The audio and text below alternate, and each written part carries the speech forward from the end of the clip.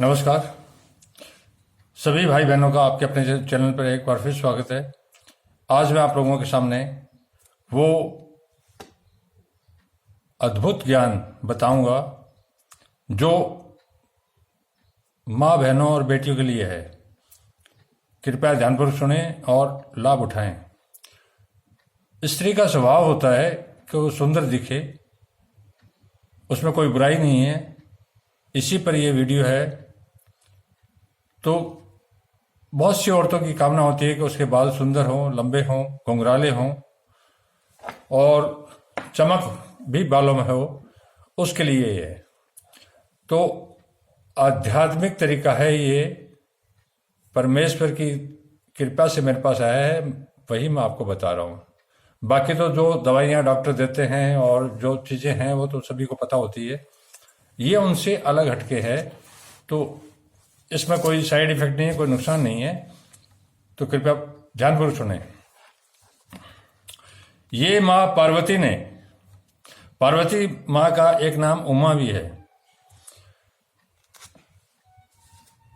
के द्वारा बताया गया है। शिव की पत्नी है उमा। कुछ व्रत हैं, उन व्रतों से नारियां, स्त्रियां, बच्चियां व्रत करती है, उसी पर चर्चा कर रहा हूं। जिन व्रतों और पुण्यों के द्वारा इस शरीर को परम सुख की प्राप्ति योग्य बनाया जा सकता है, अर्थात वो व्रत जिनसे आप अपने शरीर को परम सुख की प्राप्ति योग्य बना सकते हो, अर्थात इस शरीर मानवीय शरीर को परम योग्य सुख प्राप्त अर्थात असीम सुख की प्राप्ति के लिए उन व्रतों का इस्तेमाल कर सकती हो। उन्हें इन तिथियों और श्रेष्ठ फल के साथ बताती हूं। माँ उमा कहती है कि मैं उन स्त्रियों को जो अपने परम सुख को बढ़ाना चाहती है, उनको बताती हूं। जो नारी पतिव्रता हो, कृष्ण पक्ष, दो पक्ष होते हैं, एक कृष्ण पक्ष, एक शुक्ल पक्ष। 15 दिन चंद्रमा घटता है, 15 दिन बढ़ता है। जब घटता है तो कृष्ण पक्ष कहलाता है।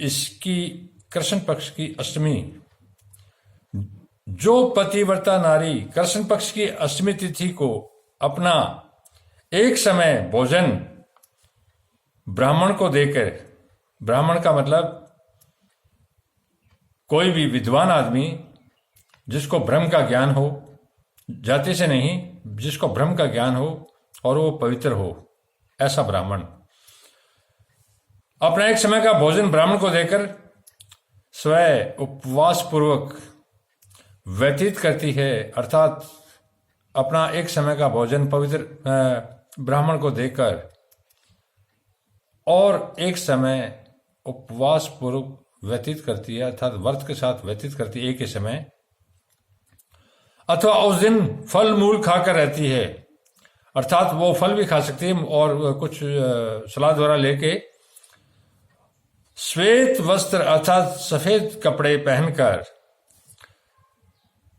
अथवा धारण करके सदाचार के पालन पूर्वक गुरुजनों तथा देवताओं की पूजा करती है, अपने इष्ट देवताओं की और गुरुजनों की पूजा करती है। और इस प्रकार एक वर्ष तक अर्थात एक साल तक अष्टमी तिथि कृष्ण पक्ष की महीने में एक बार आती है। आपको 12 ही व्रत करने हैं।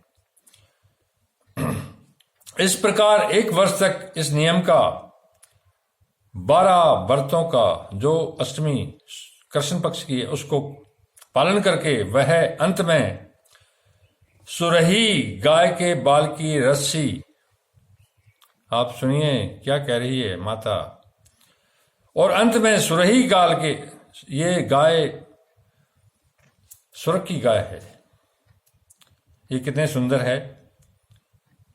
और अंत में सुरही गाल के बाल की रस्सी से अच्छी तरह बनाया हुआ चंवर, ध्वज और दक्षिणा से मिष्ठान यथाशक्ति ब्राह्मण को देती है अपनी श्रद्धा से।